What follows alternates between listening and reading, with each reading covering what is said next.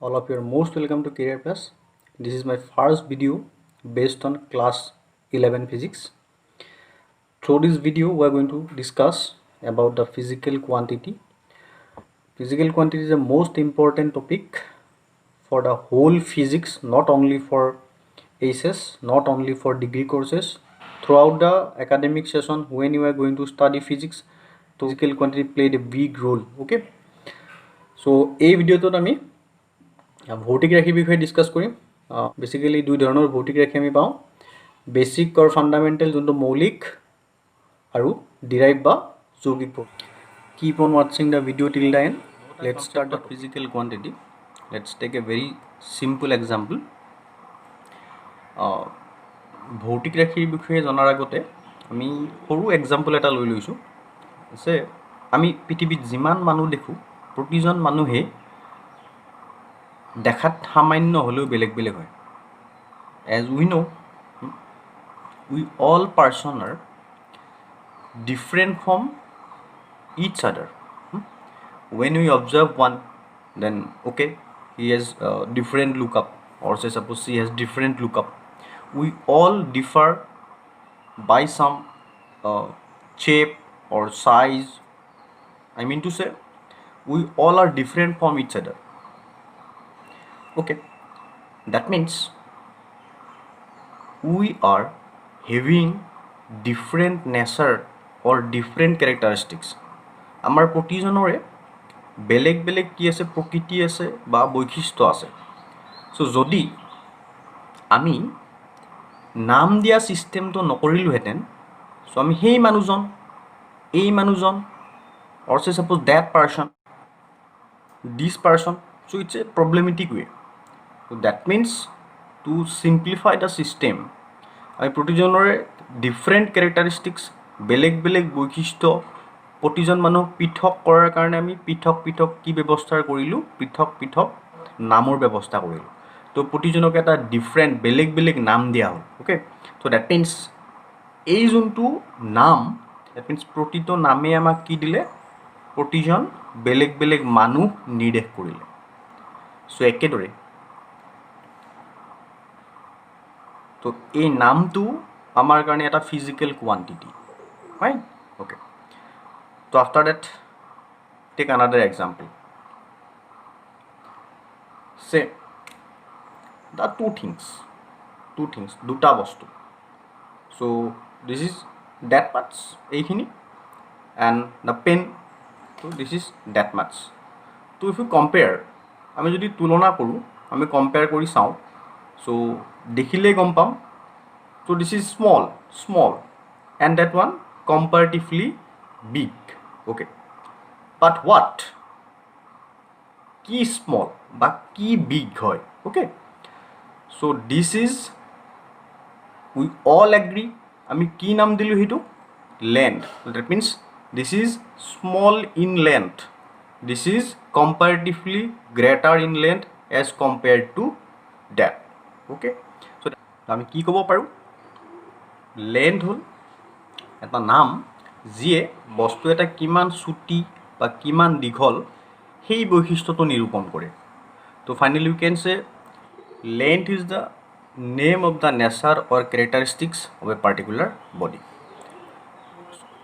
so at last we can say length is a quantity which determines the nature or characteristics of a thing দৈৰ্ঘ্য হল এটা ৰাখি যিয়ে বস্তু এটাৰ প্ৰকৃতি বা বৈশিষ্ট্য নিৰূপণ কৰিলে let's take another example say the two thing almost same in length দুটা প্ৰায় একে দৈৰ্ঘ্যৰ বস্তু আমি ললো আমি দেখিলো এতিয়া এই বস্তুটোৱে আমাৰ হাতত বেছি জোৰে হেঁচা দিছে as compared to that one ঠিক আছে so that means we are getting another phenomena which cannot be measured with the help of length এই পৰিঘটনাটো আমি লেন্থৰ সহায়ত জুখিব নোৱাৰো তো এই পৰিঘটনাটো জুখাৰ বাবে আৰু এটা আমি নাম দিব লাগিল we all agree the quantity is mass okay so that means we are getting another quantity which is mass. তো mass determines that phenomena. কি phenomena determine কৰিলে? এই যে এটা বস্তুৱে আমাৰ হাতখন বেছি জোৰে তললৈ ঠেলিলে as compared to other, এই ঘটনাটো নিৰ্ণয় কৰাৰ কাৰণে এটা ৰাশি আমি উলিয়ালোঁ, সেই ৰাশিটো আমি কি নাম দিলোঁ? ভৰ বা মাছ। ভৰ হ'ল বস্তু এটাৰ অন্য এটা প্ৰকৃতি বা বৈশিষ্ট্যৰ নাম। So mass is the name of the nature or characteristics of a body. Let's take another example. আমি ৰাতিপুৱা উঠিয়ে দেখোঁ সূৰ্যটো পূবফালে উঠিছে আৰু আবেলি পশ্চিমফালে মাৰ গৈছে। Sun rises in the east in the early morning and sun set in the west. Okay. Someone asking you, আমাক কোনোবাই সুধিলে, what is the length of two consecutive sunrise or two consecutive sunset? দুটা অনুক্ৰমিক সূৰ্যোদয়ৰ মাজৰ length কিমান? Okay. So this is one phenomena. Sunrise, sunset, this is a regular and periodic phenomena. Okay. But দুটা particular or দুটা consecutive sunriseৰ মাজৰ যোনটো length, আমি length কেনেকৈ উলিয়াম? So that means we are in trouble again. So the length, what is length? What is mass? These are simply the name given.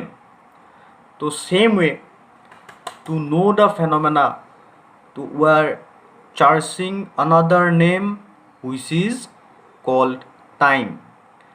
দুটা সূৰ্যোদয়ৰ মাজৰ যোনটো ঘটনা সেইটো বুজাবলৈ আমি কি নাম ব্যৱহাৰ কৰিলোঁ? সময়। Fine. So based on that, say week, month, year, এইবিলাক আমি nomenclature কৰিলোঁ। Say a week means 7 consecutive sunrise. A month means 30 consecutive sunrise. So এটা বছৰ মানে 365 সূৰ্যোদয়. That's all.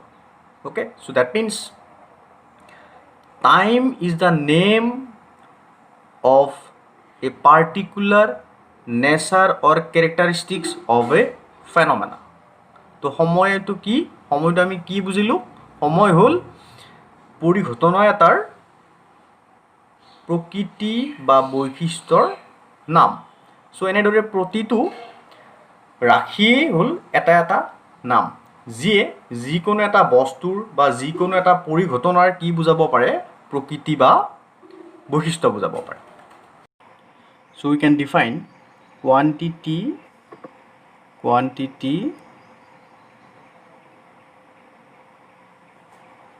is the name of the nature or characteristic of a thing or a phenomena. পাম ৰাশি হ'ল বস্তু বা পৰিঘটনা এটাৰ প্ৰকৃতি বা বৈশিষ্ট্য বুজোৱা নাম। ইয়াৰ পাছত পাম আমি ফিজিকেল কোৱান্টিটি, ভৌতিক ৰাশি। যিবোৰ ৰাশিক প্ৰত্যক্ষ বা পৰোক্ষভাৱে আমি জুখিব পাৰোঁ সেইবোৰকে ভৌতিক ৰাশি বুলি কয়। The quantity which can be measured directly or indirectly simply known as physical quantity. So for example we can say length, mass, time. So এই আমি আটাইবোৰে জুখিব পাৰোঁ। So এই আটাইবোৰ ৰাশিয়ে হ'ল ভৌতিক ৰাশি।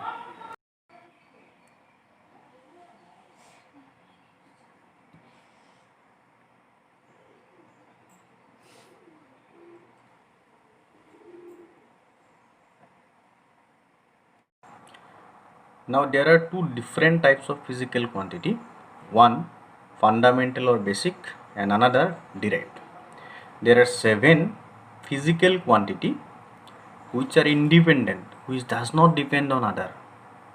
Say for example length, mass, time, temperature, electric current, luminous intensity and amount of substance. These 7 quantities are independent which does not depend on other. অৰ্থাৎ এইকেইটা ভৌতিক ৰাশি বুজাবলৈ ই বেলেগ ৰাশিৰ ওপৰত নিৰ্ভৰ নকৰে বা ই সম্পূৰ্ণ স্বয়ংক্ৰিয়। চ' এনেকুৱাবিলাক ভৌতিক ৰাশিক মৌলিক বা ফাণ্ডামেণ্টেল বুলি ক'ব।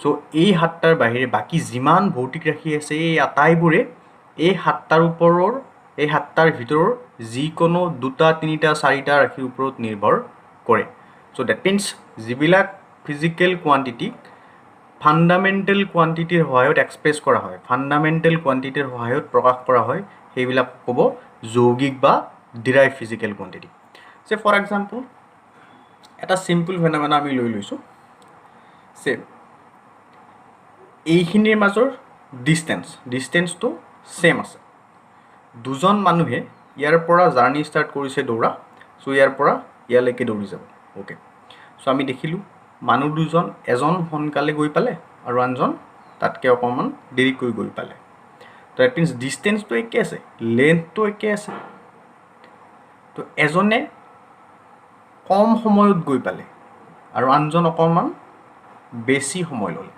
সো এই যোনটো পৰিঘটনা এইটো বুজোৱাৰ কাৰণে আমি আৰু এটা ৰাশিৰ নাম দিব লাগিল আৰু এটা নাম ব্যৱহাৰ কৰিব লাগিল আৰু তাকে আমি কি নাম দিলো স্পীড বা দ্ৰুতি তো দ্যাট মিন্স যোনজন মানুহ আগতে গৈ পালে সেইজন মানুহৰ দ্ৰুতি বেছি তো দ্ৰুতিটো এটা ফিজিক্যাল কোৱান্টিটি কিন্তু তাক কাৰ সহায়ত প্ৰকাশ কৰিলো দৈৰ্ঘ্য আৰু সময় লেন্থ এণ্ড টাইম সো এনেকুৱা বহুত ফিজিক্যাল কোৱান্টিটি আছে বহুত ৰাশি আছে যিবোৰক বেসিক বা ফান্ডামেন্টাল ফিজিক্যাল কোৱান্টিটিৰ সহায়ত প্ৰকাশ কৰা হয় সো হেনেকুৱাবিলাক ৰাশিক আমি কি বুলি কম ডিৰাইভ বা যৌগিক ভৌতিক ৰাশি So we can classify the physical quantity as basic or fundamental, derived or compound.